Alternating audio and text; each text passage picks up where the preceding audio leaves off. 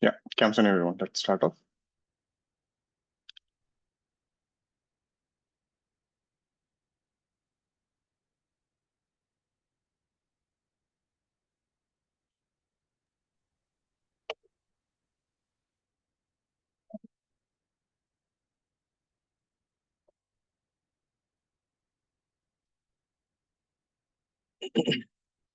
The last thing we did was this one,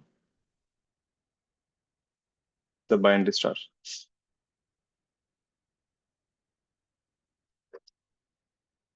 So the next one right now, if you look at the formulas which we did in electrostatics, so if you have a mass m at point P, which is at a distance r, the gravitational field will be minus gm by r square.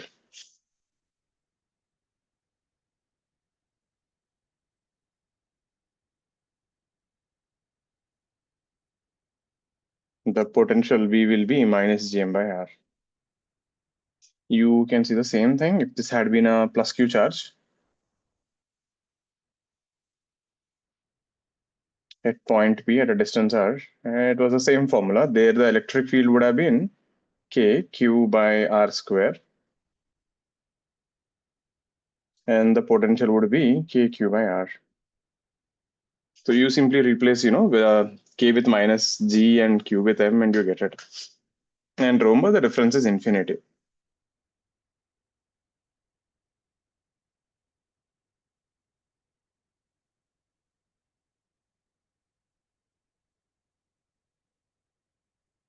Similarly, if you talk about potential energy, so if you have masses like m1 and m2, or if you have charges q1 and q2, distance between them is r. What is the potential energy of the system here? K q1 q2 by r. So in gravitation, the potential energy will be minus g m1 m2 by r. The reason the minus keeps coming every time, it is because it is always attractive, right? Similarly, if there are multiple masses, let's say m1, m2, and m3,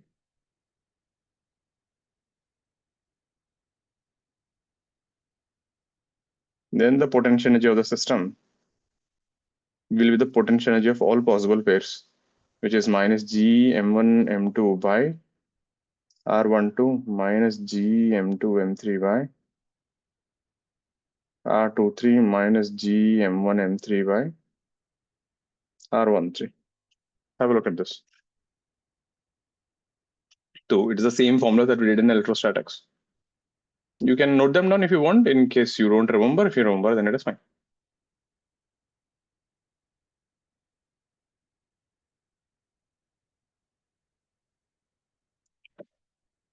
Is this clear, everyone?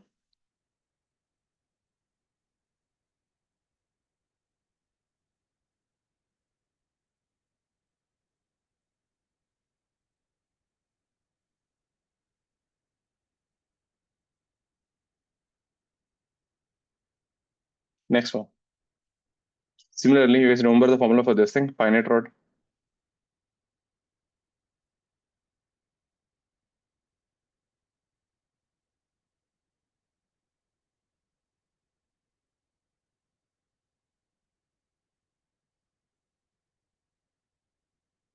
If you have a finite rod here, lambda. Now remember here, lambda is the linear density.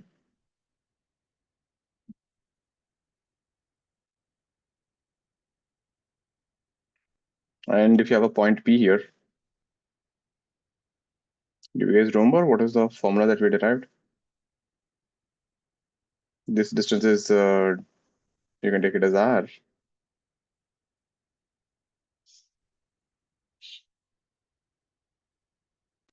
This angle is theta 1 and this angle is theta 2.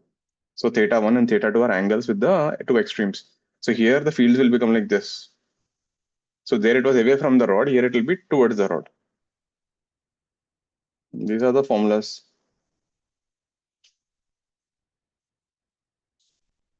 Have a look at this.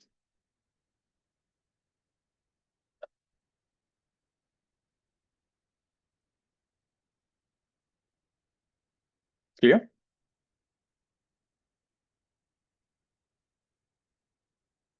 Yes, sir. So this guy will be, what is the formula? G lambda by D. So that the formula was K lambda by D sine theta 1 plus sine theta 2. That was away from the rod. This will be towards the rod.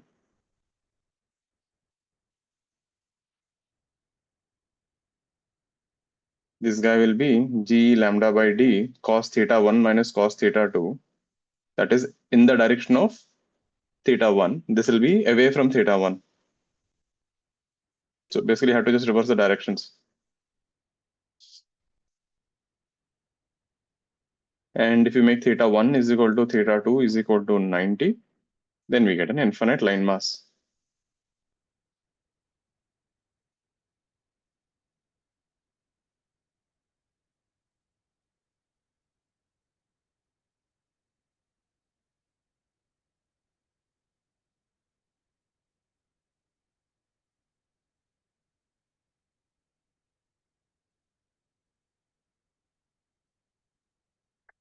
And the field will be towards this, which is 2g lambda by t.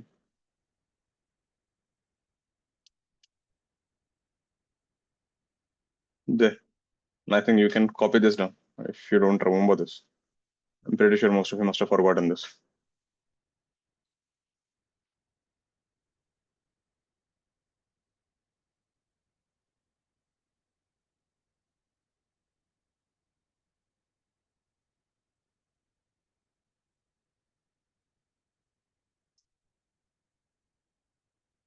All clear, everyone?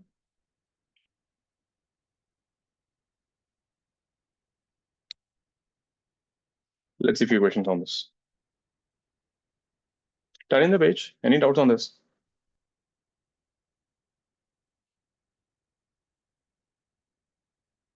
We have mass m. We have mass 2m at a distance of d between them. The masses m and 2m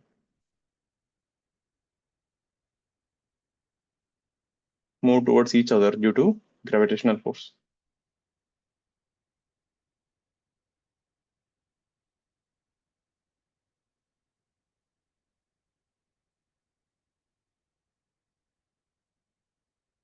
Due to mutual gravity. Find their speeds.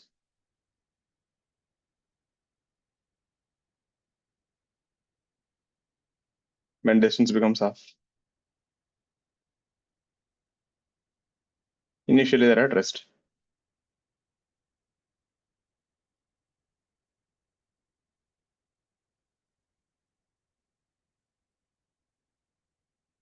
Let's get this. So we have two masses m and 2m with a distance d between them. They are released from rest.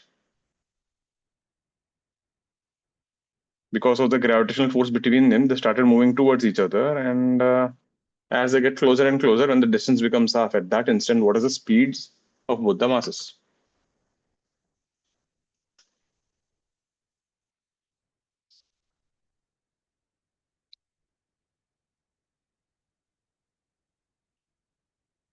You know always how to start. You start with this thing. What should I use? Forces and torques or conservations? You know, conservation. State 1, state 2, energy conservation, done. The only difference will be in case of potential, instead of mgh, we are going to use now mass into potential. In electrostatics, it was charge into potential. Here it is mass into potential. At a point, will give you potential energy at that point. Same story. Let's get this.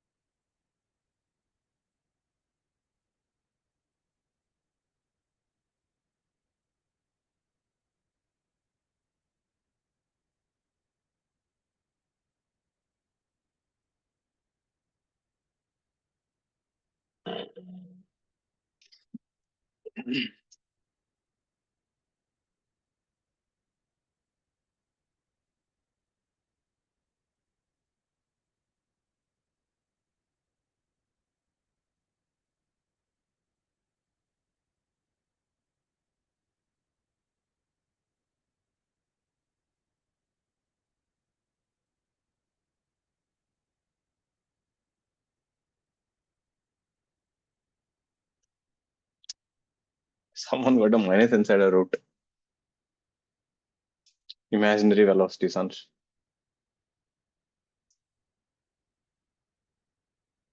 Okay, it's that direction, yeah. ठीक है, kept it outside. So how do we do this thing? M into M. So you know what is the simpler question in this? What is the velocity of center of mass when the distance becomes half? Since there are no external force on the system, center of mass will not move. That is a PYQ of means. So center of mass will remain here. Second question. When the distance between them becomes half, what is the distance traveled by M into M? The 2M must have reached somewhere here. M must have reached somewhere here. What will be the distance between them? Initially, the distance between them was D. We know the center mass will divide them in the ratio of opposite masses. So this distance will be 2/3 of, now remember the distance became D by 2. This will be 1/3 of D by 2. Clear with that? So whatever distance 2M will move, the M will move double of it. Yeah, but distance between them is D by 2. So they can ask you, this is another type of PYQ they asked. If the distance between them becomes half, what is the distance traveled by M and 2M? Once you got this, it is done. So state 1, state 2, from here you can clearly see the velocities also will not be same. You can guess actually M will go 2 times faster than 2M. Since F external is 0, initial momentum is equal to final momentum. We have initially 0, finally mv1 minus 2mv2. v1 is equal to 2v2. Then energy conservation, initial potential energy minus gm2m by distance d between them plus kinetic energy is 0. Finally, potential energy minus gm2m d by 2. Kinetic energy is half mv1 square plus half 2mv2 square. Bring it this side, we have 2gm square by d, and that guy would be half mv1 square, substitute 2v2. That will be 2 plus this thing, 3mv2 square. So we get v is equal to root over 2gm by 3d. v1 will be 2 of this.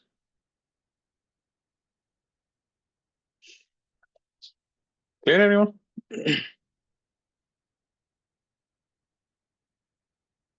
So easy stuff. This is what I was saying. It kind of looks like electrostatics. There's not much of a difference. But next one, energy conservation. And you have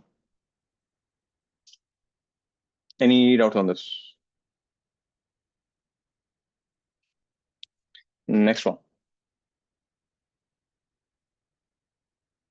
We have a mass m here. We have a mass m here. These are fixed.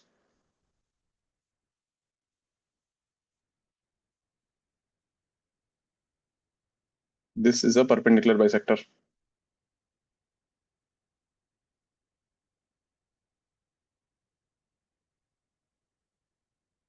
You kept a mass m here at a distance y. This distance is d and this distance is d. So first question, plot the force on that small m versus y coordinate. So this mass will attract this way, this mass will attract this way. So there's a force on that small m. Remember we did that hexagon question? This is a simpler version of that. Force on m versus y coordinate. Second thing, if y is much less than d, find time period for small oscillations.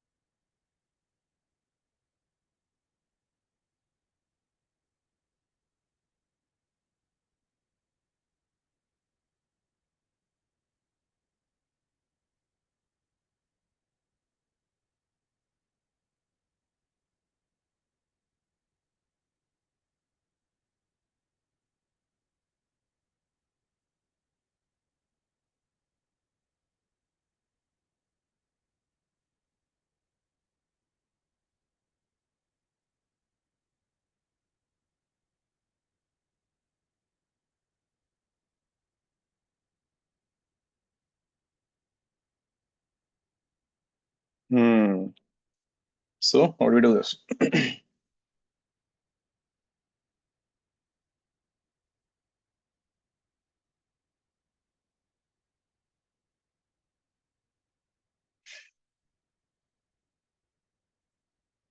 So this will be the force here. This is theta, this is y, this is d, and this is small r. So force will be g m small m by the distance between them, that is d square plus y square ka root and then whole square. So that is a force. Similarly, this also will be F and this is also theta.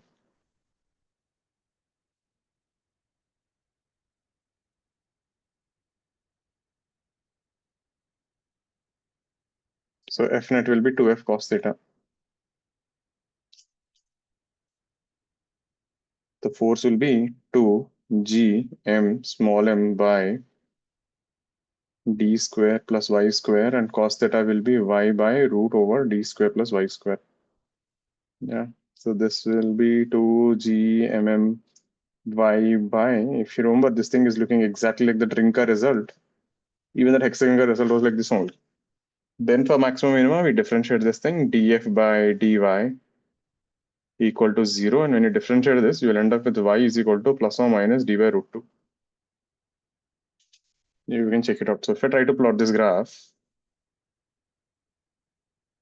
you have to be careful with one thing. When the y is positive, force is down. So the graph will look like this. You're getting it? When y is positive, force is minus j cap. When y is negative, force is plus j cap. So the graphs, this thing you have to be careful. And this will occur at d by root 2 and d minus root 2. Both the sides, the graphs won't be on the up only.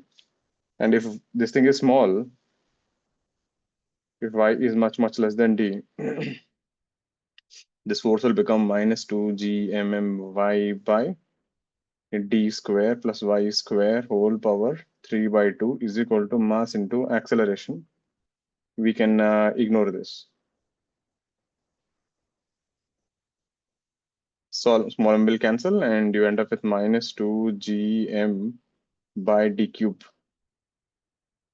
into y. This is your omega thing. Time period will be 2 pi root over d cube by Gm. Check 2 Gm.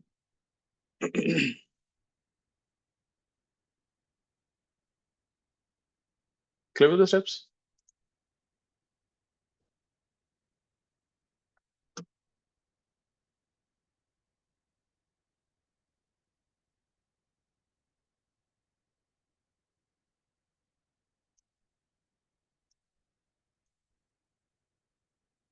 Next one. Any doubts on the steps? See, once you use the formula Gm by r square, it is just vectors.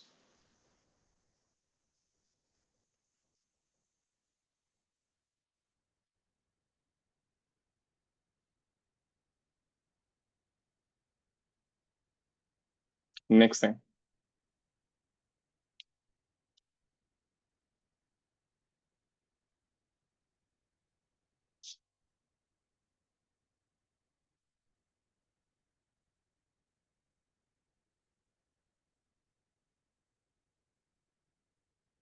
We have a infinite wire bent at right angles at the origin.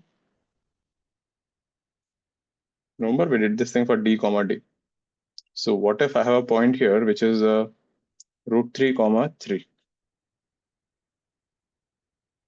Find the field at point P.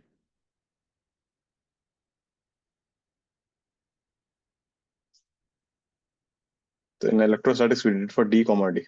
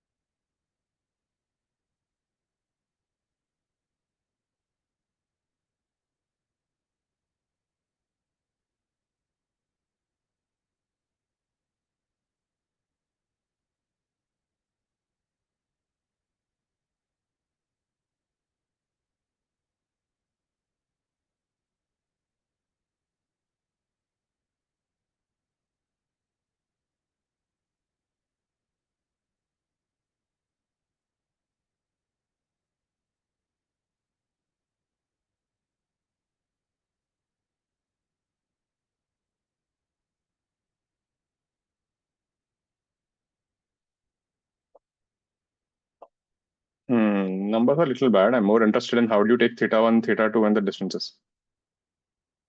Try. I'll give you another minute or so.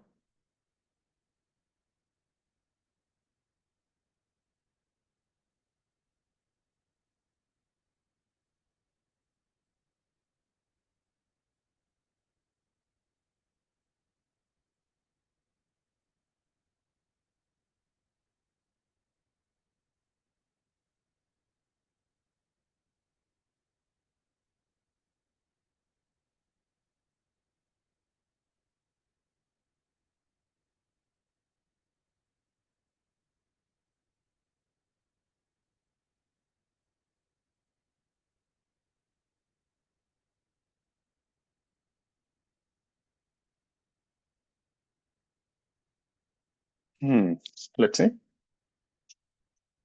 Let's take this guy. This is point P, which is root 3 comma 3. So first of all, what is the perpendicular distance? This is the perpendicular distance. How much is that? That will be the x coordinate. D is equal to root 3. Agreed? Then when you take angles like this is 90. So I will take this one, theta 1 as 90. And this angle will be how much? If that is root 3 and this is 3, tan theta will be root 3. This is 60, right? Theta 2 will be 60. Got that? So what are the fields here? This will be towards this. The wire g lambda by d sine theta 1, that is sine 90 plus sine 60 minus I cap. This field will be away from theta 1. That will be g lambda by d cos 90 minus cos 60 minus j cap. So this is what I was saying. It doesn't matter. You stick with the sign convention, the signs will take care of the direction. I know technically speaking, the field should be up because of attraction. So cos 90 is 0. So minus or minus becomes plus. So the field is up only. Right? So unnecessarily, you don't get confused like which way is that away from theta 1. That's it. And you choose anyone as theta 1 and anyone as theta 2. It doesn't matter. Same thing when I do for this guy.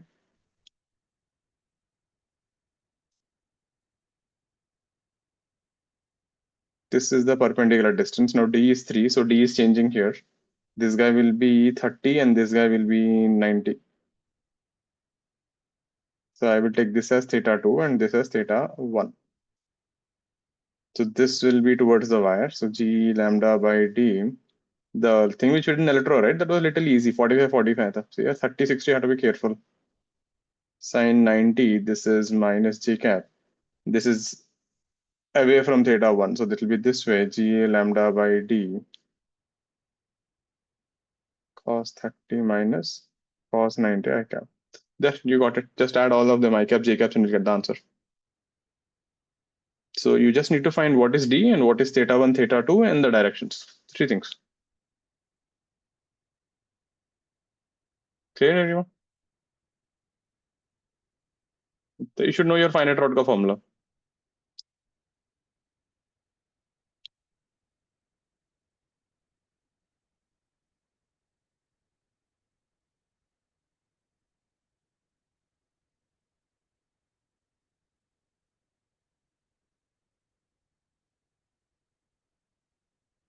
Next thing.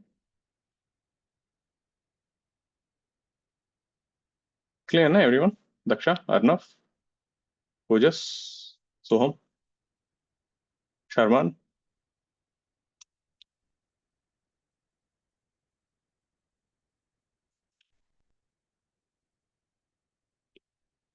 Next thing. So in a hypothetical Bohr's model, I hope everyone knows what is a Bohr's model. Atomic structure.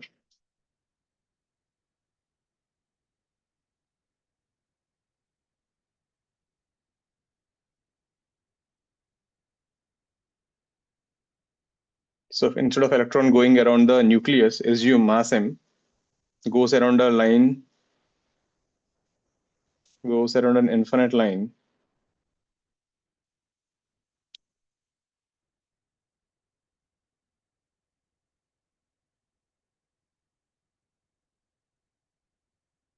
infinite line mass lambda. Find the radius and the speed as the radius and speed of the particle in the nth orbit.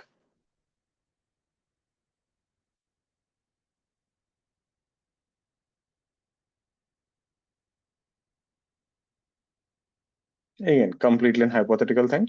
So if instead of the electron going around the nucleus, this mass m is going around the infinite line mass due to gravitation. And for some reason, the Bohr's theory is valid for this. Don't worry about that part. Now, when I say Bohr's theory is valid, you know what is that?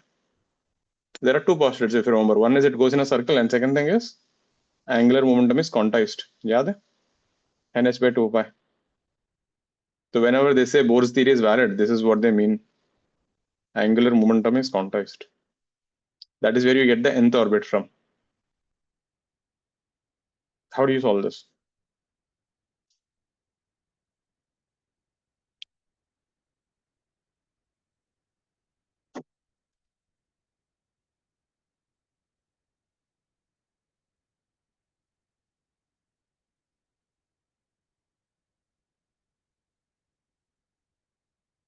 How do you approach this?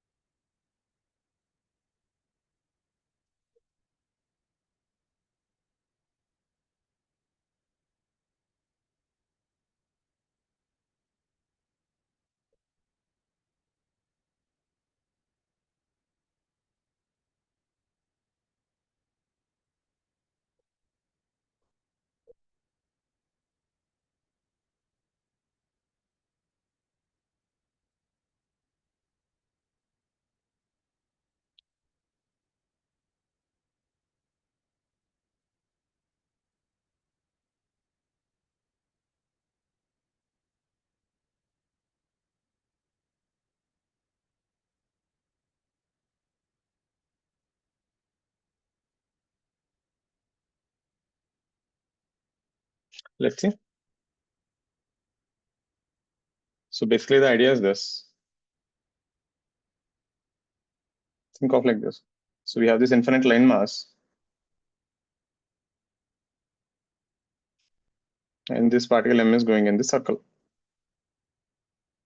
So just like electrons go in a circle, it's something like this.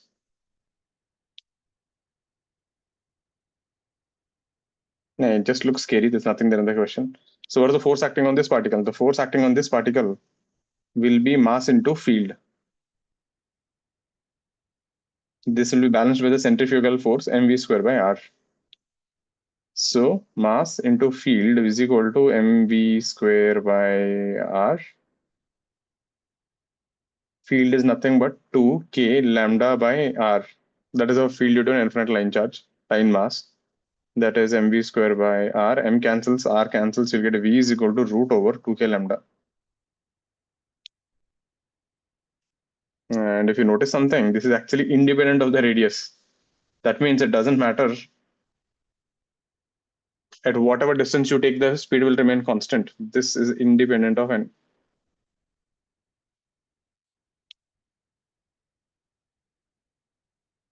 And then we know angular momentum is quantized, mvr is equal to ns by 2 pi. So from here, you'll get the radius. R is equal to nh by 2 pi mv, v is root 2k lambda. बस इतना ही करना था. Getting at all that Bohr's theory and everything. If you actually remember the derivation of electrostatics, right, in atomic structure, you guys did this. We have a nucleus, charge is Ze, electron is there going in a circle. Then we wrote K, Ze, E square, K, Q1, Q2 by R square is equal to mv square by R. This gave you one relation, and the second relation is mvr is equal to nh by 2 pi. That gave you the second relation. Then you solved it, and you got all that atomic structure thing. So maybe at that point of time you didn't realize this, but now you know this is an electrostatic force is balancing centrifugal force. Getting it? So in place of the that force, we are putting a line charge ka force. So we will again encounter these kind of questions in modern physics. But this is an idea there. Whenever you hear this word Bohr's theory is valid or Bohr's hydrogen model, he's saying use this thing indirectly. So just have an idea like this. We will see things like this also later on. Clear, everyone?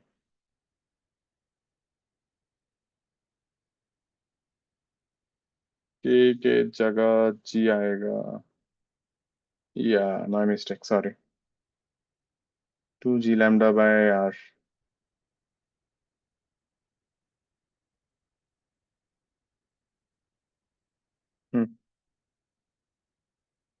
So do you remember there in atomic structure R is proportional to n square. 0.53 angstroms n square by Z. So here this is proportional to n power 1.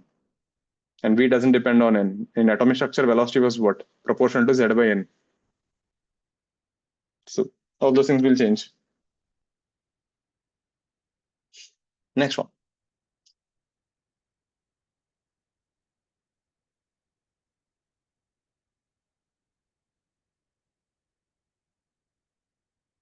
Field on an axial line. So if you take a ring of mass m and radius r, and if you take a point P at a distance, let's say x,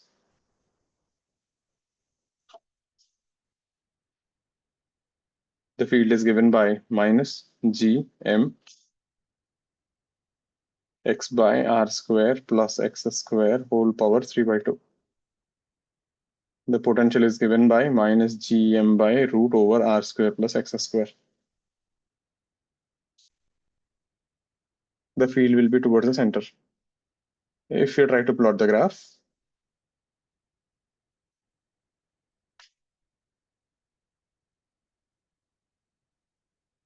this is how the graph looks.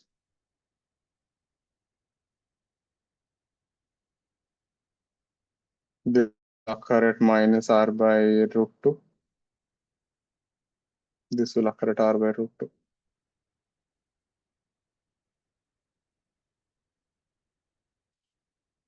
Same thing in electro.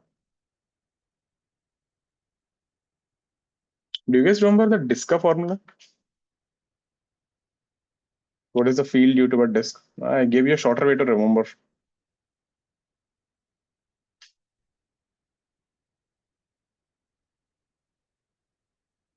So here, if the disk mass is m and r, sigma will be mass per unit area, which is m by pi r square. And remember, whenever you see 1 by epsilon, you can replace this with 4 pi g. So if you remember, this was the formula I gave you a shortcut. If this angle is theta, the field E is given by sigma by 2 epsilon 1 minus cos theta. Remember this? In terms of angle, this distance is z. So here the gravitation field will be sigma, ठीक है, 2. The epsilon becomes 4 pi g 1 minus cos theta. This is 2 pi g sigma 1 minus cos theta. This is the field. And you can replace cos theta here with 2 pi g sigma 1 minus cos theta will be z by root over r square plus z square. And if r tends to infinity, we know this will become an infinite sheet. Literally everything that you did is valid. And infinite sheet ka formula is E is equal to sigma by 2 epsilon, which is constant. This guy becomes sigma is sigma only 1 by epsilon. So this will be 2 pi g sigma. Is this clear, everyone? So that's why I said, electrostatics is a more superior form of gravitation. You can do either way, but electron you also have a repulsion and attraction. So in that, if you just take the attraction part, it looks like gravitation. I hope everyone remembers these results. You should definitely remember them. The Disca thing, right? This itself can be a straightforward question in the exam. Find the field on the axial line.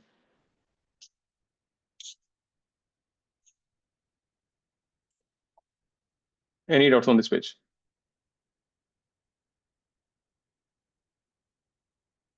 Clear?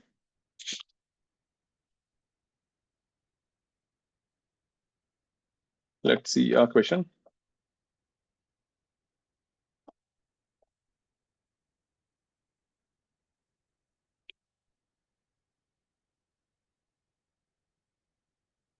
We have a ring here, mass m and radius r.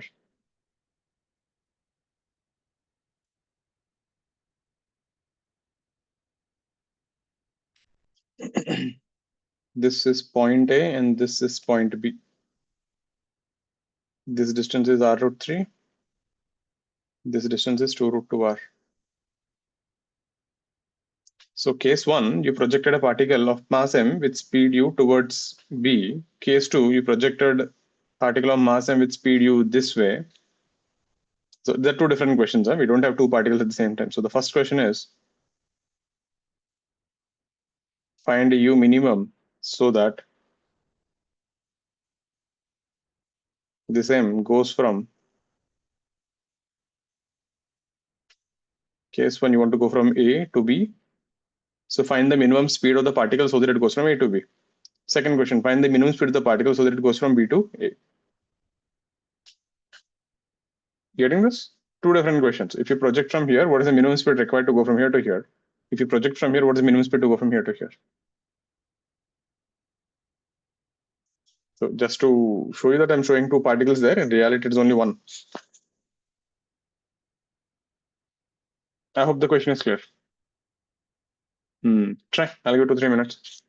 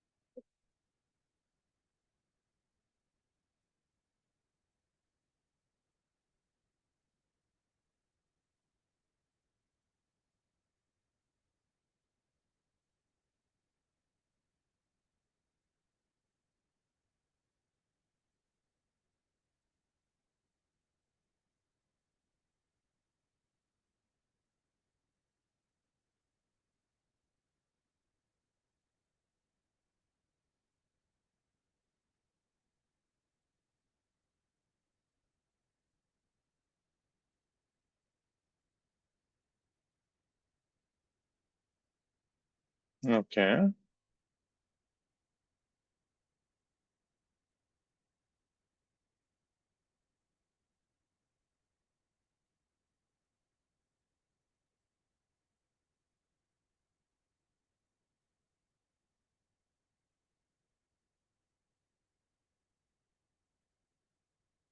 Root gm by 3r, we have one answer. Others?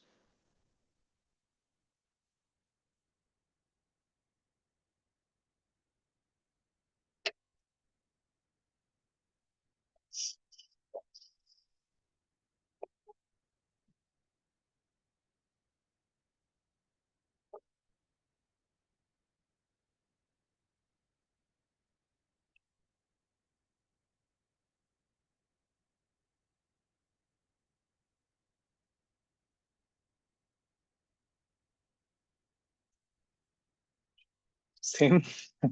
Let's see. First one, let's see. This was easy. Straightforward question, right? You know state 1, state 2, and your job's done. Second, there is a trap. So this is A, this is B. You're projecting with speed U. This is state 1. The potential energy will be what? Mass into the potential at A plus half mu square. You just want to reach here, so you will have a 0 speed here. So this will be mass into potential at B plus kinetic energy 0. Initial energy is equal to final energy.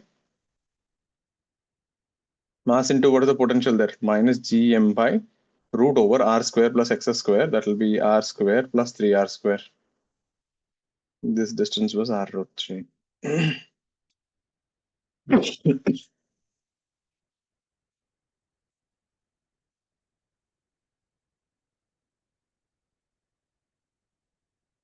This is m into minus gm by root over r square plus 8r square.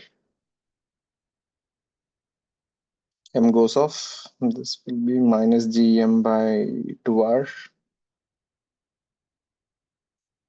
This is minus gm by 3r. The u square will be gm by 6r. So that will be gm by 3r ka root. Clear with this, right, Nigel? This is clear, straightforward, na? What is B ka answer? If you throw from B to A, then what is the minimum speed?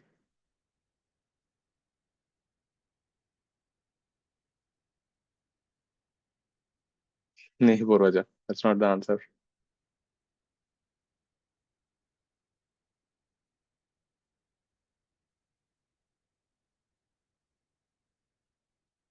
What is the minimum speed if you want to go from B to A? Infinity.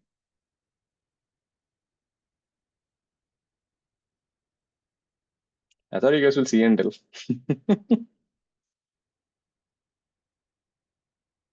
Right, Ahan. Right, Vihan. Tell me one thing. Forget about all this speed and everything. If I leave from here, what will happen? It'll get attracted, so it'll go faster, faster, faster, faster, faster. At the center, it'll have maximum speed. Then automatically, it will go 2 root 2r on the other side also, isn't it? This particle will oscillate with an amplitude of 2 root 2r on either side of the ring without doing anything. And this part A is on the way, isn't it? So do you need to give any energy? Nothing, zero. You just leave it, it'll automatically go. Making sense? But in the other case, it won't happen. You know why? If you leave it from point A, you will only travel the distance of r root 3, isn't it? So you needed extra energy to travel this distance. Is that making sense? So in the second case, if you leave it from point B, you will travel a distance of 2 root 2r on the other side also.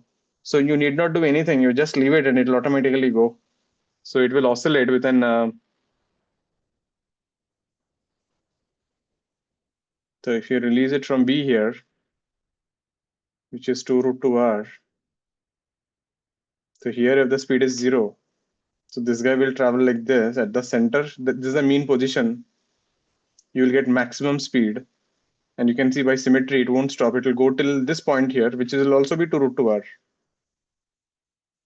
And then it comes to rest, and then again it comes back. Basically, these are the extreme positions. This is an oscillatory motion.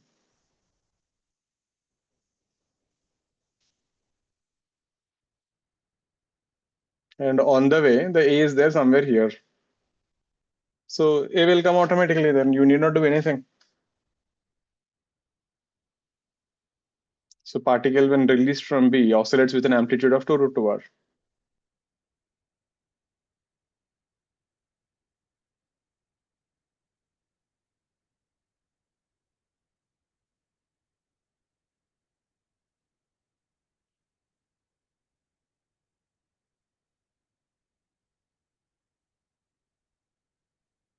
Which is more than r root 3.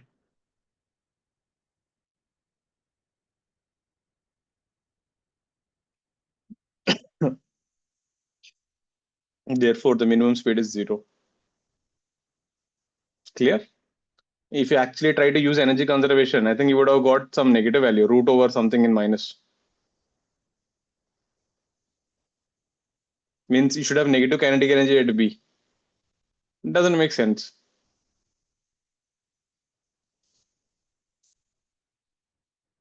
Clear with this? This will be a proper mains level question. And interestingly, what some people will do, they'll ignore that minus sign and will mark that answer. And वो option रहेगा. So you have to be careful with that.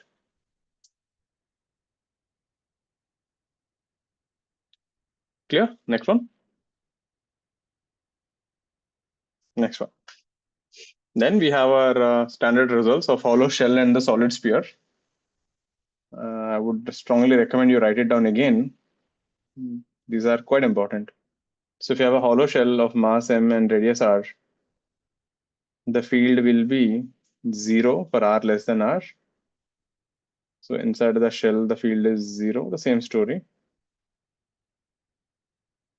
And the field in the outside will be minus gm by r square. It behaves like a point charge outside. If you try to plot the graph of E versus R, the field will be 0. Remember, the graphs will be on the negative thing, fourth quadrant. It looks like this. If you look at the potential, this will be potential is constant inside minus gm by capital R. And outside it behaves like a point mass.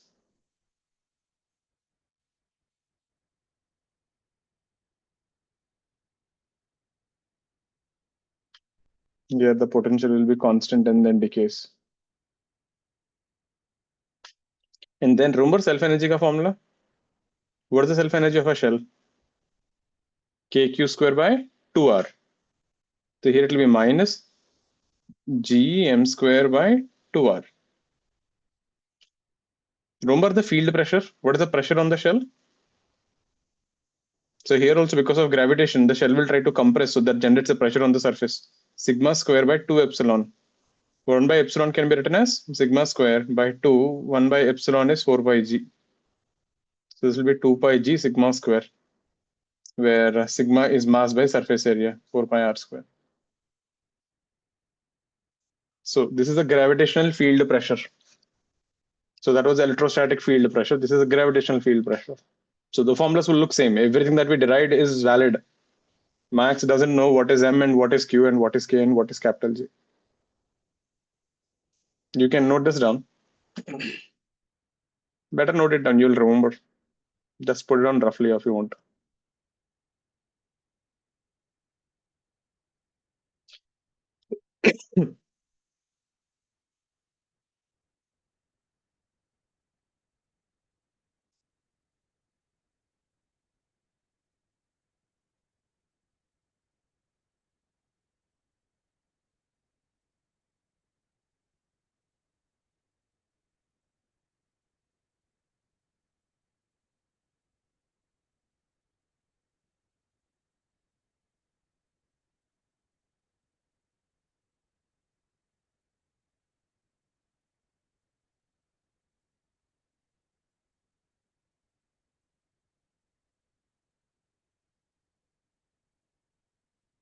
Clear?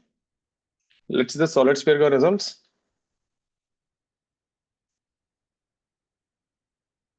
So if you have a solid sphere, mass m, radius r,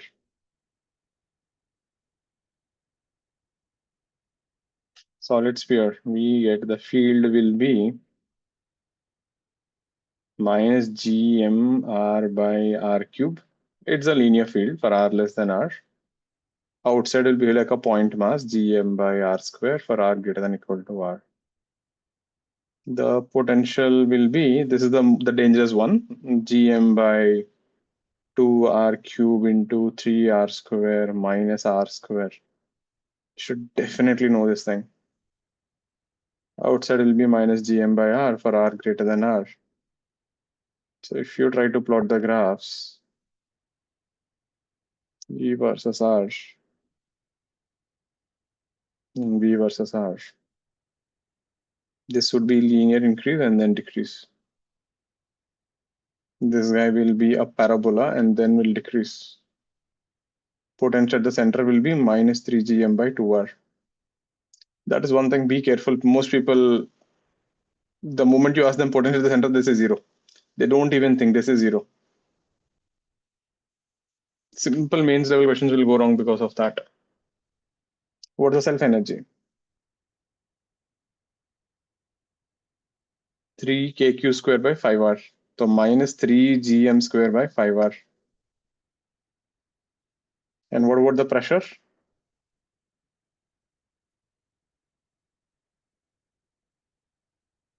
Rho square by 6 epsilon r square minus x square.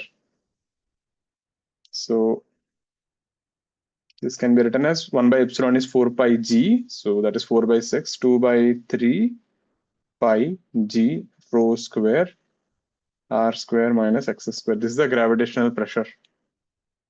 The rho is mass by 4 by 3 pi r cube.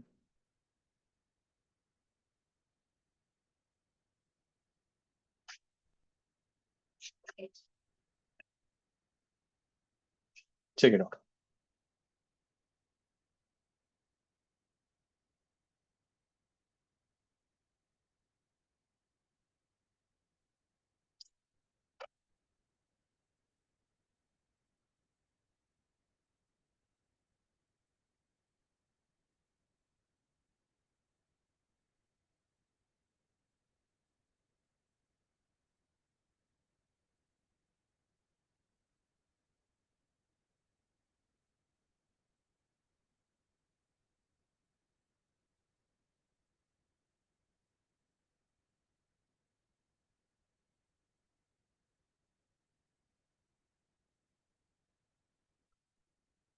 Clear? Hmm.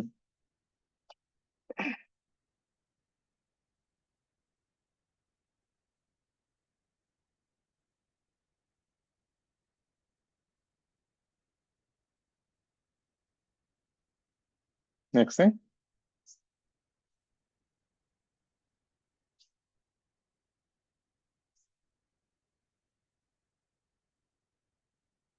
Let's see a question. Any doubts on this so far? I hope you can see the resemblances, right?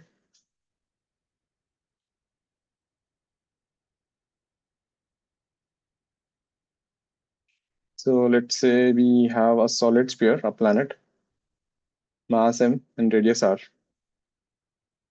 You projected here with speed u is equal to root over gm by r vertically.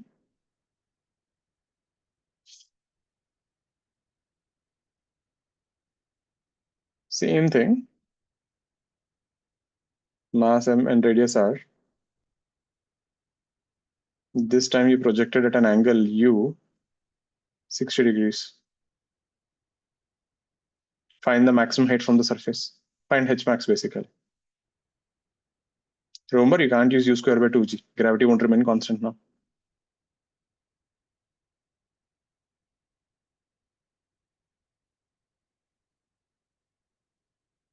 The first one is a pretty standard mains level question. We should definitely, and I have seen this question being asked in either bits or mains or UG. This thing just keeps popping up, the first one. Second suddenly becomes an advanced question. Still an easier advanced question, but still. Get the first one. We'll see. I'll give 2-3 minutes for the first one.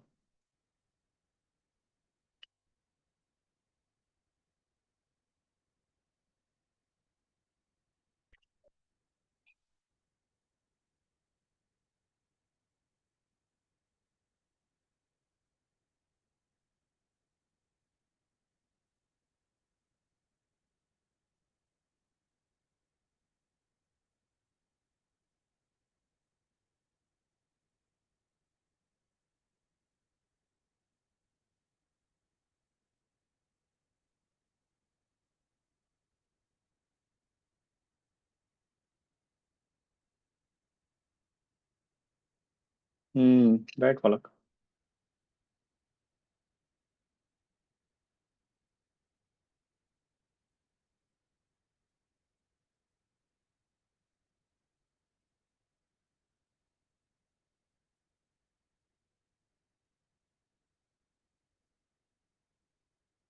From the surface, I'm asking Vihan.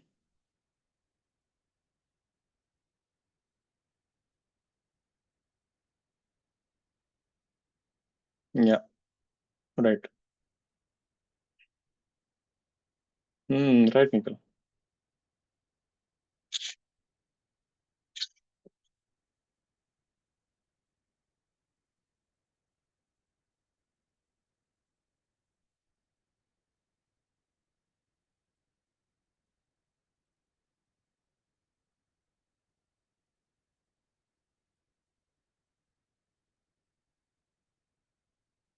Let's see.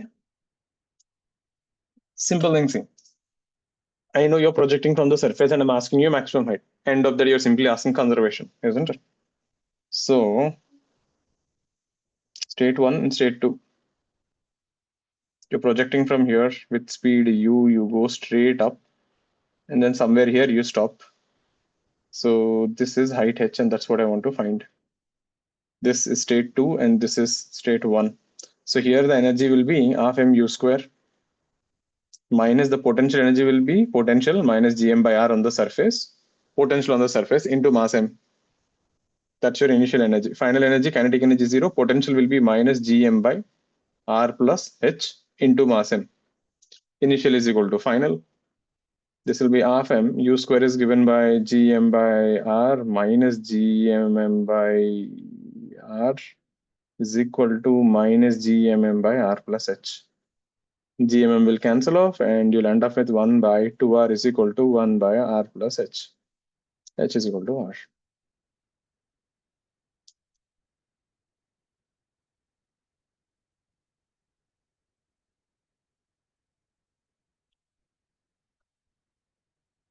Clear area. What about part B? That's why I said this is a proper main cell question. B, I don't think so. इतना अच्छा answer आएगा रे फलक.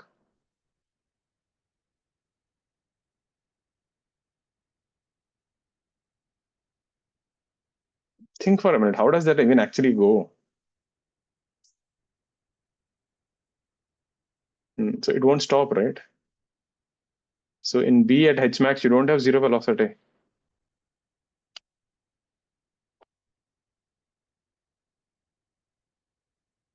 Any doubts on the first part, please ask. First, you should definitely know proper main cell inversion.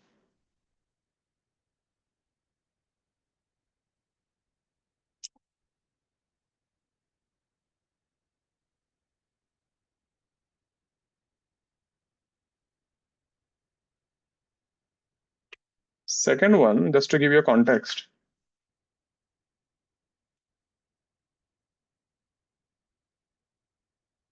When you project at an angle, this thing actually goes in an orbit like this. Later on, we are going to see this actually forms an ellipse. It forms an elliptical orbit. See one thing, chalo, ellipse pata nahi hai, that doesn't matter actually whether it is an ellipse or not. Tell me one thing, you think it will go in a straight line? No, na. Do you think it will go in a circle? Simple reason, why it won't go in a circle? To go in a circle, the attraction force must be perpendicular to the speed, isn't it? The force must be perpendicular to the speed if you want to go in a circle. But initially, there is an angle between speed and force. So definitely this is not a circle. So the path will look something like this. If the planet had not been there, if the planet was a point, it would have completed an ellipse like this. It would have been a full ellipse. So this thing is going to come and crash on the planet again. Is that making sense? So here, the maximum distance will be, we say that apogee, perigee, remember that? Perihelion, aphelion, something like that. So this point will be your maximum thing. So here the speed will be r and this distance will be r. This will be the maximum distance from the center. And why velocity will not be zero there? I mean, just think about it. If v is zero, it will go like this, it will crash like this. That is one thing weird, but the thing is this way. At the maximum distance, the velocity along the radius vector must be zero. Or else you will still go further. So at r max, velocity v bar along r bar must be zero. So you can have a tangential component. There, this is the first thing you should get an idea that it will go something like this. Then what? And remember, I keep saying this standard thing. One more thing that I keep saying this statement. If you're not going in a straight line or if you're not going in a circle, then what? then there's only one way to do the problem. Conservation of energy, conservation of angular momentum. Didn't we discuss this statement? Like a broken tape recorder, I keep saying this stuff. So remember this thing. This is what will save you in the exam. When you see a question, you blank out what the hell is happening. You need to have a starting point. And this comes with experience. You solve a lot of problems, you'll start realizing, okay, in this kind of models, this is what I should do. And this statement, what I told you, right, is really good because it doesn't matter which chapter it is. Just look at the statement. If you're not going in a straight line or not going in a circle, conserve energy and angular momentum. I didn't even tell you whether it is gravitation, electrostatics, kinematics, any damn chapter. This is the only way to do. Now do. So there, I gave you the idea also. Energy conservation and angular momentum. I think you will get some decent linear momentum. What is your system? The planet and the thing, right? So yeah, planet won't move. The planet is fixed. That's what we're assuming. Technically, you're not wrong. Linear momentum is actually considered, but problem ye hoga. Suppose if the particle you're throwing is equal to the mass of the planet, then when you throw this thing, the planet will go back. So planet will go in another ellipse. This part will go another ellipse. You got a binary star.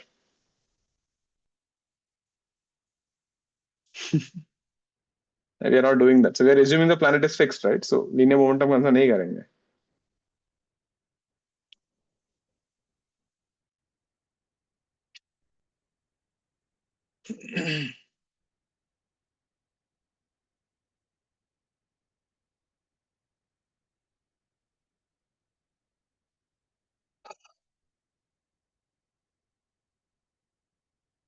You know, state one, state two. Again, when you conserve angular momentum, about which point will you conserve? You can't take any point you want. Which point?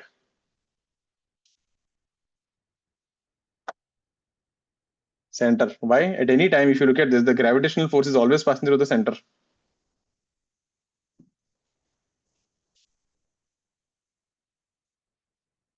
Therefore, torque about the center is 0.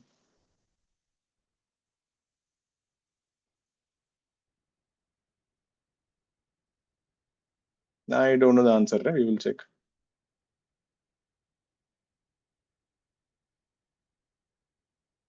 Therefore, torque about this. This is one thing. When you conserve angular momentum, ask yourself about which point are you conserving.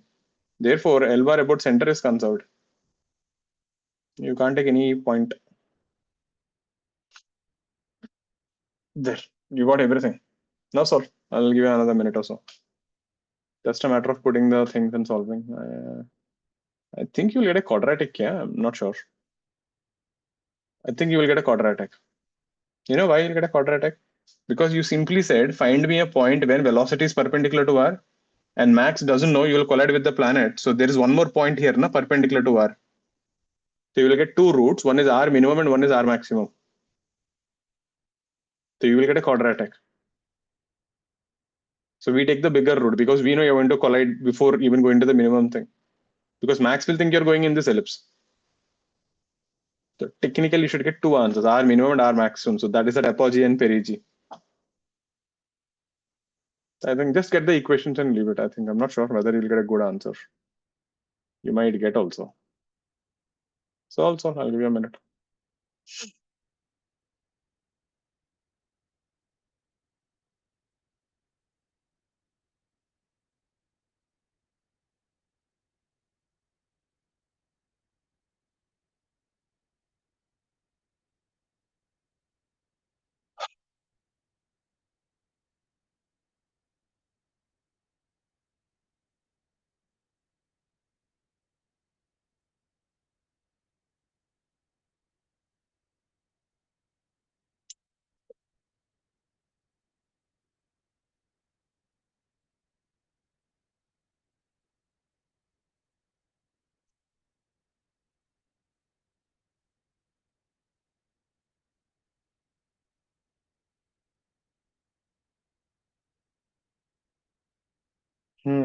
Let's see.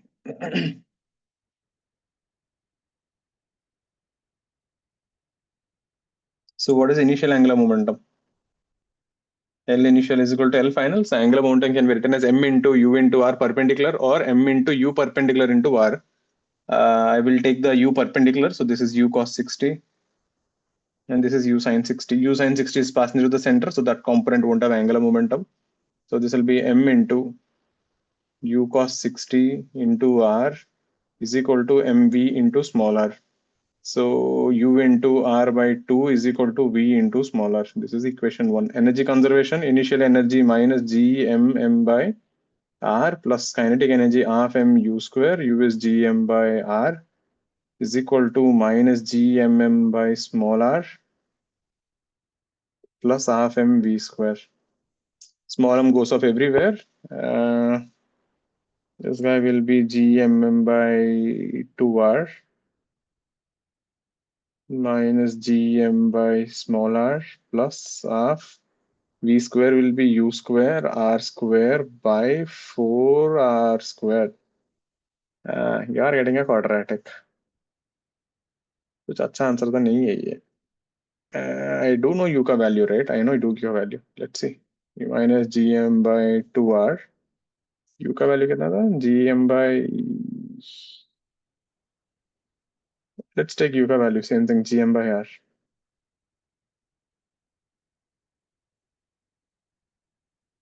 Minus gm by r plus r square by 8r square. Gm by r. Gm goes off everywhere. You have minus 1 by 2r minus 1 by r by 8r square. Still a quadratic. Yeah, quadratic तो आएगा ही. Solve this, you will get two roots, r1 and r2. One is r maximum and one is r minimum. You take the maximum one. I will leave it to you. It is solvable from here. And I hope you're getting the reason why we'll get two roots. Because you simply said, find me a point where the velocity is perpendicular to r. And in an ellipse, you'll get 2 points there. And Max doesn't care what is happening there. So this is the second scenario. So basically, this will be elliptical orbits.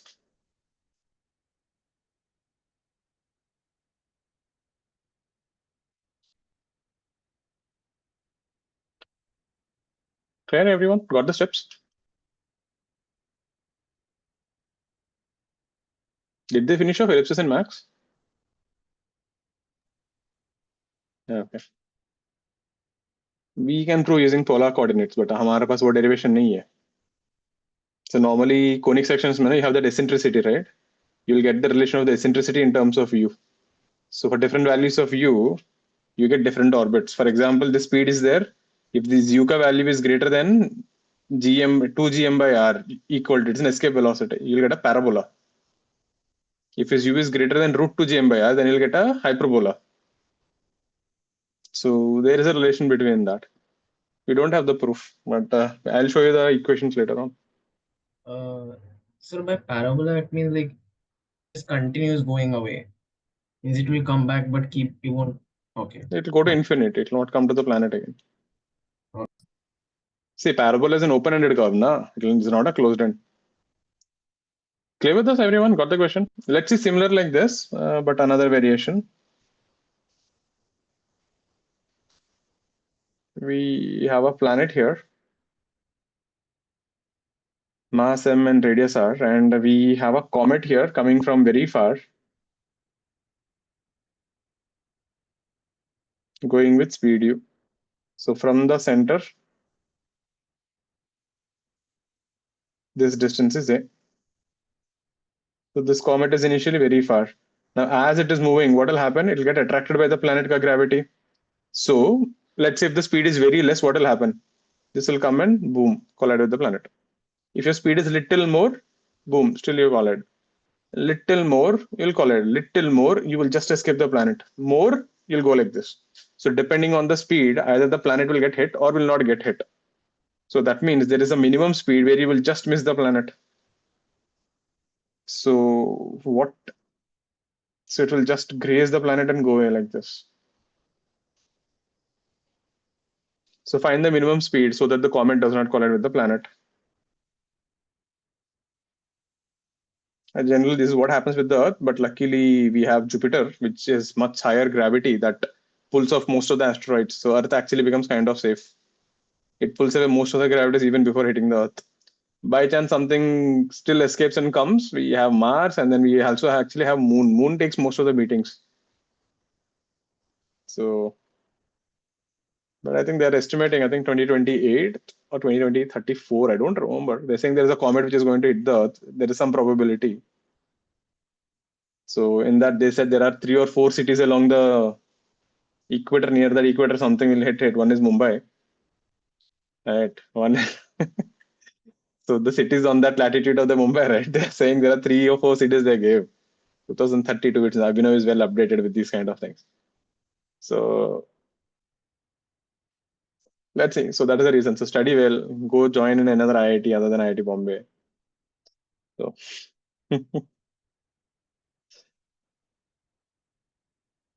comet from very far gets attracted.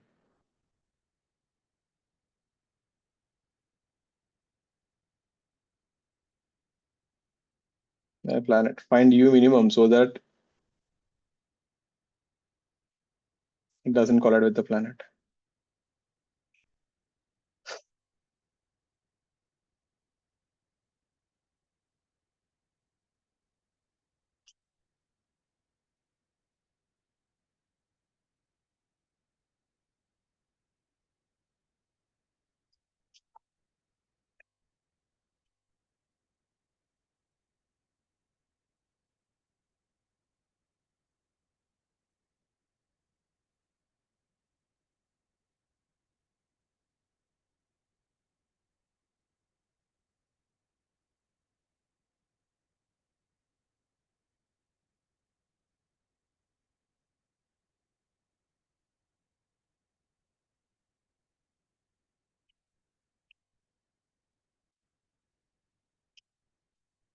Just give it a try in the back in a minute.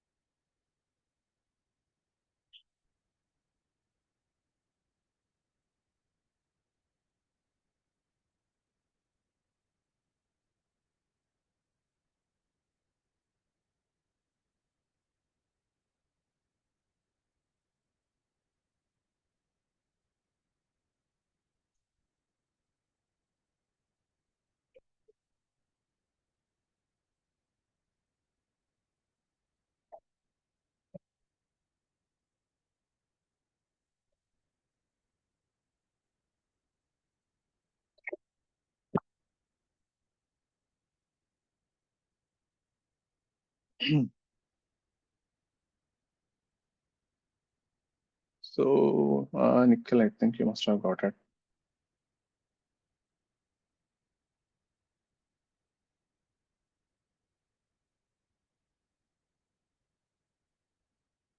Let's see.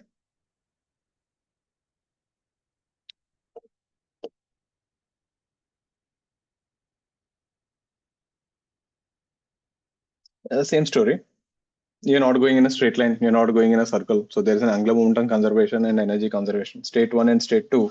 So at this point, let the speed be v, and this distance is r. This is state 2, and this is state 1. So initial angular momentum is equal to final angular momentum about which point? Center of the planet. Because the gravity will always pass through the center of the planet.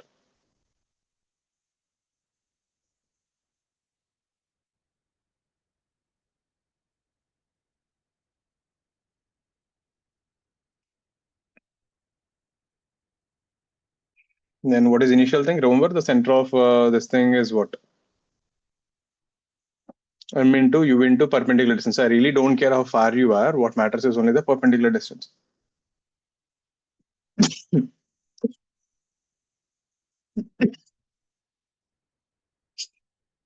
Which is M into U into A is equal to MVR. UA is equal to VR. This is your equation. One. Second thing, energy conservation. You're very far, so potential energy is 0. Half mu square is minus G mm by R plus half mv square. So the speed won't be 0 there. So take this v and substitute here. Small m goes off. U square by 2 is equal to minus gm by r plus u square a square by 2r square. So u will be root over 2gm by r into a square by r square minus 1. Yeah, you can simplify further. This is the minimum speed you need.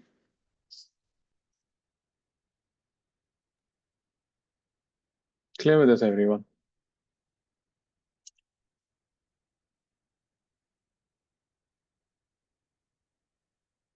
Sir, Hmm. sir, why can't we say that at the point where it's about to graze the planet, the velocity that it has is basically that mv square by r should be equal to gravitational force. Why? So it is going in a circle, kya? So Sir, according to your logic, so if it is going in a path like this, so you decided this is the radius of curvature of this thing. So then according to your logic, when I threw a projectile motion at the highest point, this h max is the radius of curvature. How do you find the radius of curvature? Anyone remembers how do you find radius of curvature? There are two ways to do. One, you actually find the acceleration there and then do that v square by a centripetal, or use that equation 1 plus dy by dx whole square whole power 3 by 2 by double differential. Yeah, the radius of curvature with this thing. So your mistaken thinking is that this r is the radius of curvature. So what is the guarantee this is the radius of curvature? Now yes. let's think that way. If what you said was true, you know what would have happened? If what Vihan said was true, no, it is a good point to think about. If at that point the centrifugal force actually becomes equal to mv square by r, then this particle instead of going this way will start orbiting the planet, isn't it? It will maintain a circular path. Now, this doesn't make sense. You know why? An orbit, which is an unbounded orbit, which is coming from infinity, has to go to infinity. You suddenly can't become a circle like this. It looks so weird. These kind of things are possible when you have friction and dissipative forces. I mean, there are ways to argue, but yeah, the first thing is there's no guarantee there's a radius of curvature. Clear with this? Next one.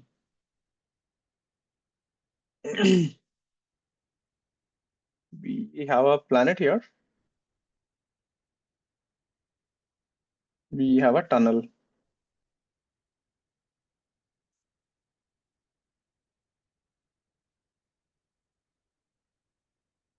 This is the center.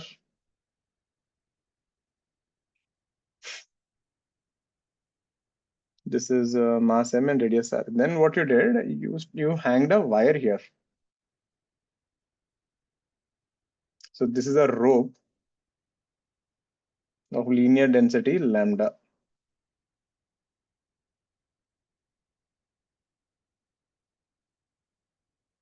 Is held at rest.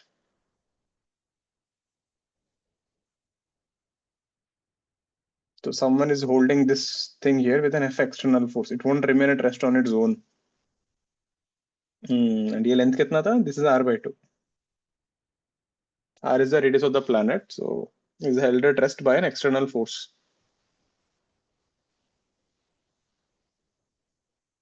First question: find F external if the rod is in equilibrium. Second question: find center of gravity. Remember this thing I taught you in center of mass. I said this will come again. If you remember, center of mass and center of gravity का difference ये था. If the gravity is not uniform, center of gravity is the actual thing. When the gravity is uniform, center of mass and center of gravity becomes same. We had the discussion somewhere there. Center of gravity is the point where the net force acts on the system. In uniform gravity, both are same. But now the gravity is not uniform, it is changing. Did I give you the formulas? I'll give it now. So they would explain something like this. So technically center of gravity, we don't have it, but it's not difficult. So center of gravity ka formula will be this. I'll call it RCOG is integral R bar df by integral df. This is the formula there. Now, if the gravity was uniform, df will become dmg. This will become dmg. Gg will cancel. Then it will become rdm by integral dm. That becomes our center of mass, isn't it? So center of gravity is a more powerful one than center of mass. So find center of gravity of the rope. Let's get both of them. And I can even ask you more. Find potential energy of the rope.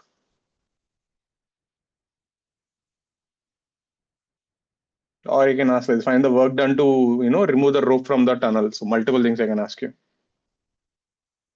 But let's get these three questions.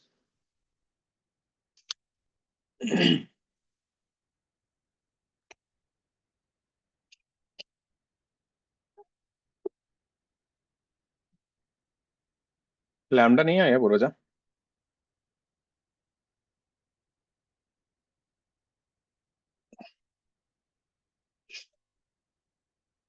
Integrate करना है hope you integrated it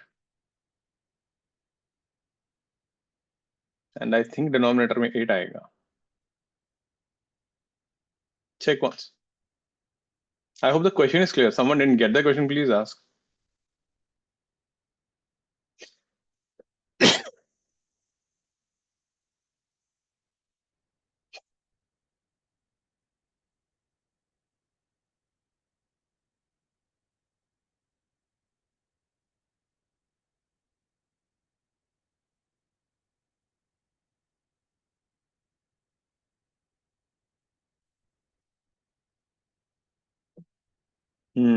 Right, Puroja. Get the next one.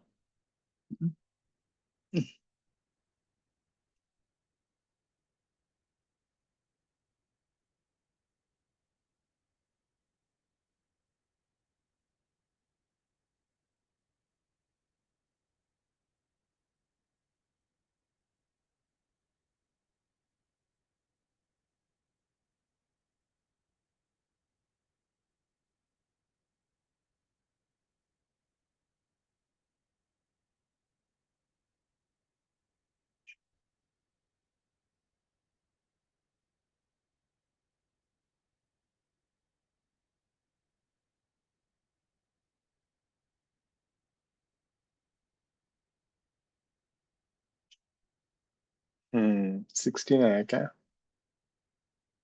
I think you will get 8 in the denominator. GM by 8 or something like that.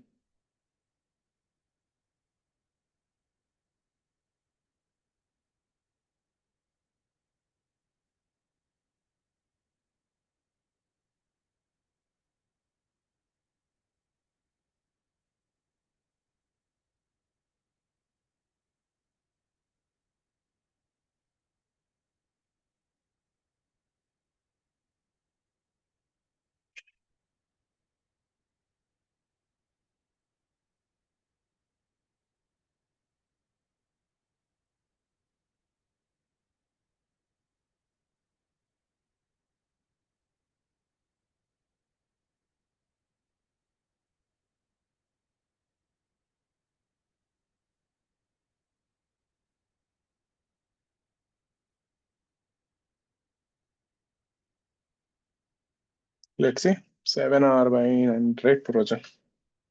Let's see the first one, everyone. So this is the tunnel there. I'm just exaggerating it. This is your rope. So from the center at a distance x, take a thin slice dx. So the force on that thin slice df will be the mass of that thin slice dm and field at that point. Simple, right? Force is mass into field. That is a simple formula there. Mass will be lambda into dx and field inside the tunnel, which is inside this, is gm x by r cube. there is a field inside a solid sphere. So this is a small force on that small thing. If you add all of these things, you'll get the net force. So the force on this rope will be integral df, and this guy will be gm lambda by r cube integral x dx, and the limits will go from, remember, x is equal to 0 is the center, the bottom of the rope is r by 2, and the top part of the rope is r. So there, that is an integration. You should know your limits and you should know the elements. If you know these two things, most of the things are taken care of. R by 2 to r. That will be x square by 2.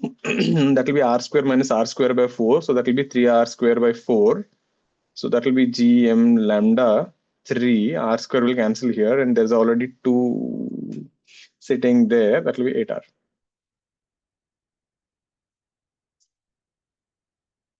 Clear.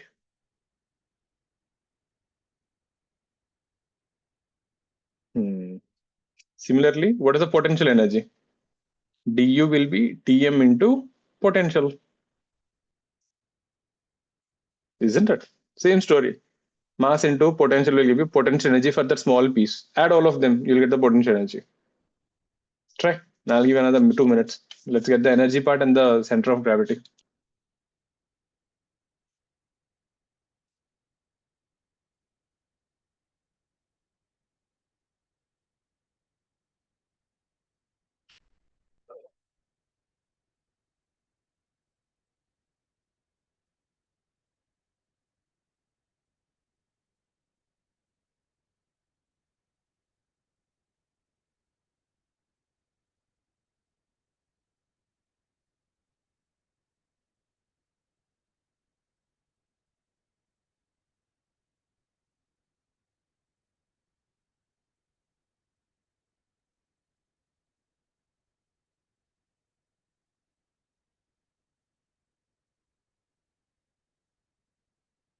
G lambda by 16, let's say.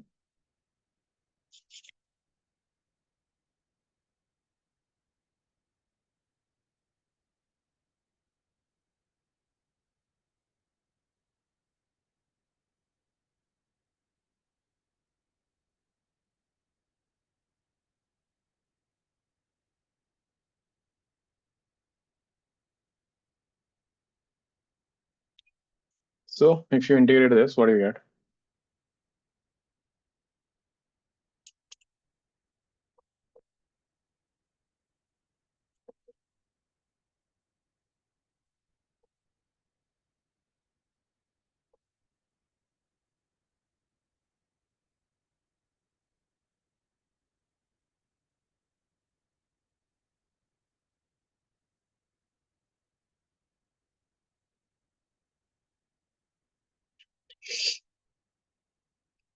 So dm will be lambda dx. What is the potential inside? G m. Remember, there's a minus sign. Minus gm by 2r cube into 3r square minus x square.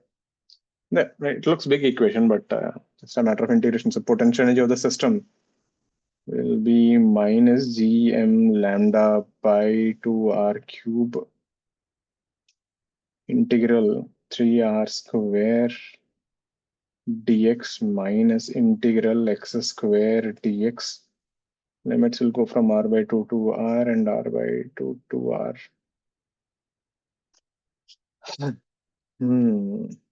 How much is that? Minus g lambda by 2r cube. This guy will be 3r square x. That will be r minus r by 2. So that is r by 2. So this is 3r cube by 2. Minus this guy will be x cube by 3.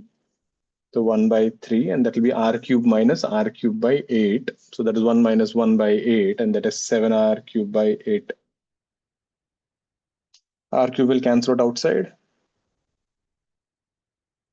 This guy is 3 by 2 minus 7 by 24. Multiply 12 and 24. 12, 3 is 36 minus 7. 29 by 24. So minus 29 by 48. I am not sure whether this is right. Minus gm lambda. Did anyone get this? I could have done calculation mistake also, but check it out. The math part is this.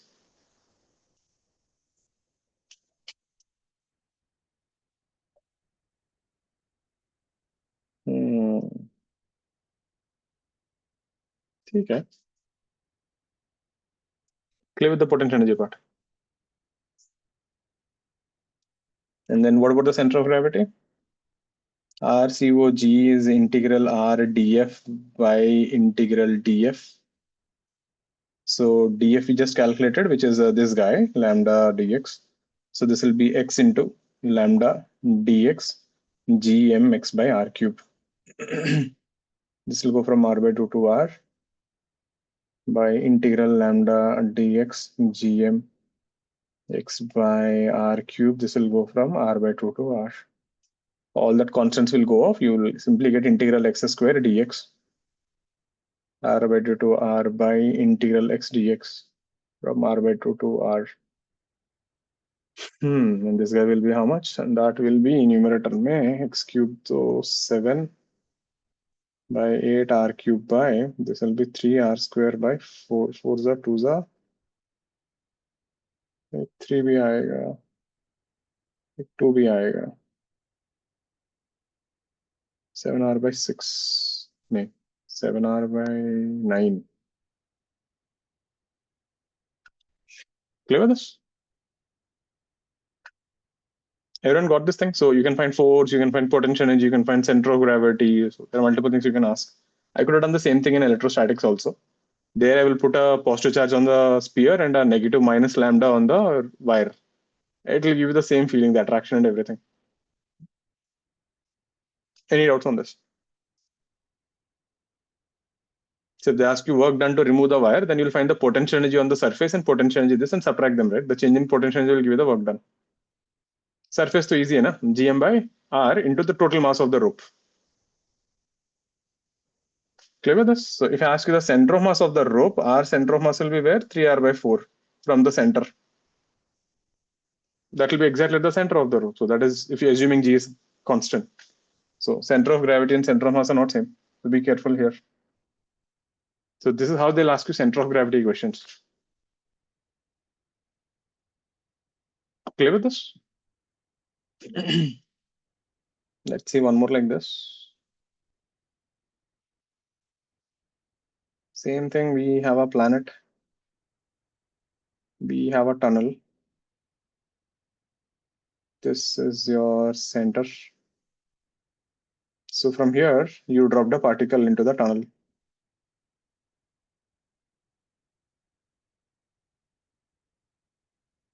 So this thing comes here.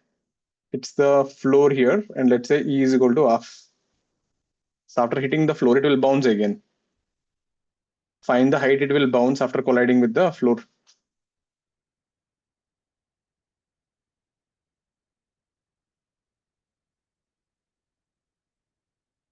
E is the coefficient of restitution. The ball is released from the surface and collides with the floor at the center.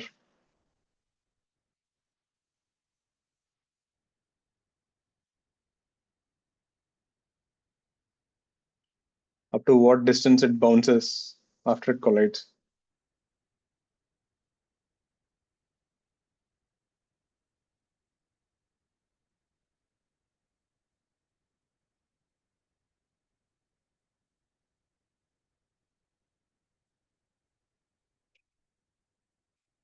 Now be careful here. If you remember this in collisions, when you project with speed u, you go up, come down, then you go up and come down, go up and come down. So if this was height h, so the height after n collisions, we had a general formula there.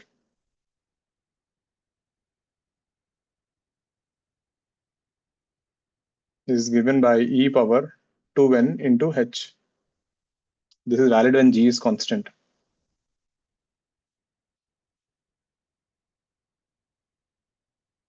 You can't use this here. So be careful with that thing. Because there the idea was easy. Whenever the speed becomes eu times the height becomes e square h. You could use u square by 2g. You can't use that here.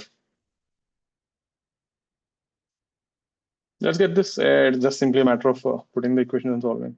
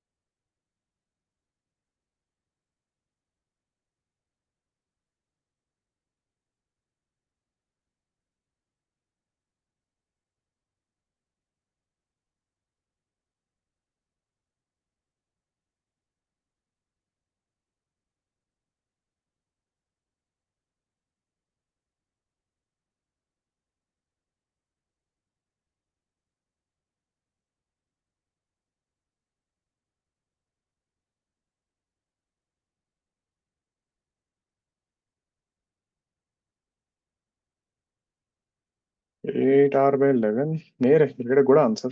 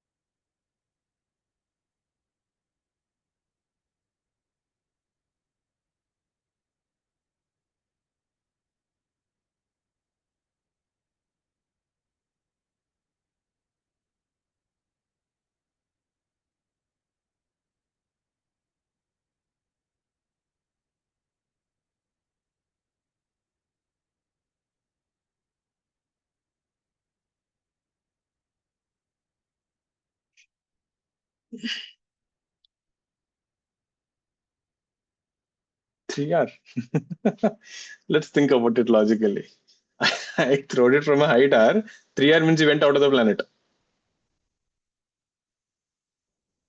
You have created successfully the world's first free energy machine. You are the savior of our planet. People are running behind you to give a Nobel Prize. Or like you have to find the distance after it bounces or the total distance. Distance nahi hai. I just want height from the center. So I calculated like Total distance कर लिया क्या ऐसा ये पूरा? Yes. That is much tougher question to do. Right, Ansh. Purvaja, you both got it. देखो. Then though fine. I thought you created a free energy reactor. You're still within the human physics.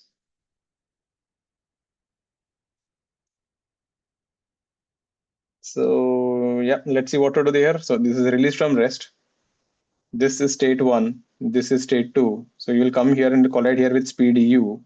Conservation of energy. So state 1 mein energy is surface minus g by r. Kinetic energy is 0. When you collide with this thing, this is the mistake people do. Potential at the center 0. People just say that in a flow. Be very careful. Very common mistake I see people doing. 3gm by 2r tha. Potential at the center is not a 0. This will give you half m u square. So this will give you u is equal to root gm by r. And we know from collisions, if a ball comes with speed u and hits the floor, it will bounce back with eu. This is still valid. This is just before and just after collision. So now again draw the tunnel.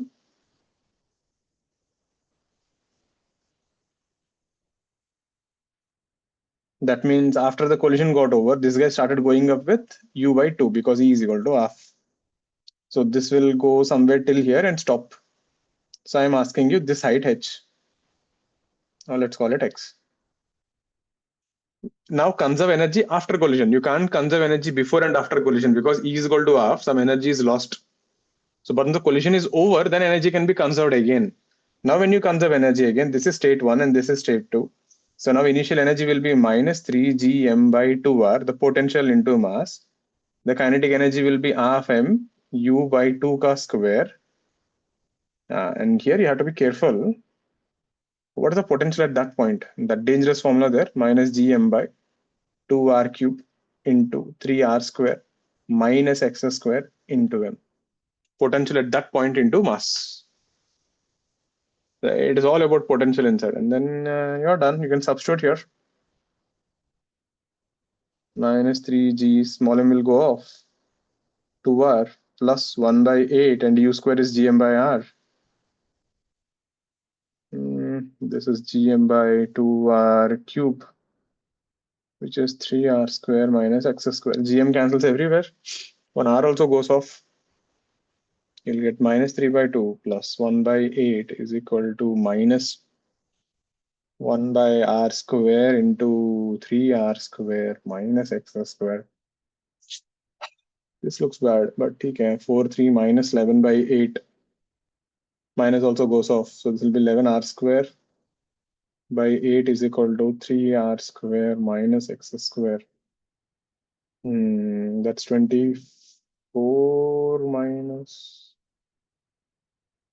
Nah. What is this? 12 plus 1.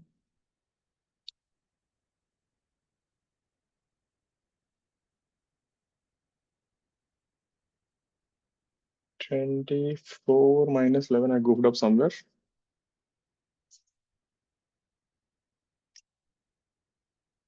Minus 12 plus 1 is minus 11 by 8 and r square comes here. Okay, that is 3 minus 11 by 8. 8 3 is 24 minus 11. 13 आ रहा है. Where did I do a mistake? 2r cube था. यहाँ पे भी एक 2 था. I forgot that 2. And then this guy will become 4. This comes good. X is equal to r by 2. Clear? There, gravitation and collisions. Questions will be like this. When they ask you the potential field, no one will directly ask you what the potential. Mains they might ask, but questions will be of this sort. Now the thing is, if this thing goes up again and comes down, I don't know you'll get any sequence. Every time you have to keep repeating this, isn't it?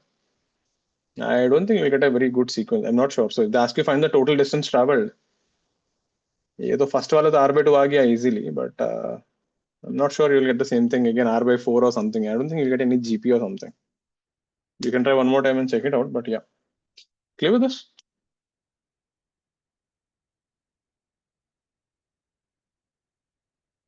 So that is one. Okay, with that we'll wrap up for the day. I'm not keeping that great. Right? We'll continue in the next class on Thursday. Now, a few things there on Thursday, right? We will have the class only till 7:30 that day. So there'll be no break that day also, 5:30 to 7:30. And next week we are on a break. So next week there'll be no classes. And then again, we are back to normal again after that 1 week. So yeah, gravitation will take another 2 classes. We will wrap it up. Itna bada chapter nahi, you can see, right? All the formulas we already derived. The main thing is these kind of variations and problems which we didn't do in electrostatics, we're going to do it now. That's the only thing.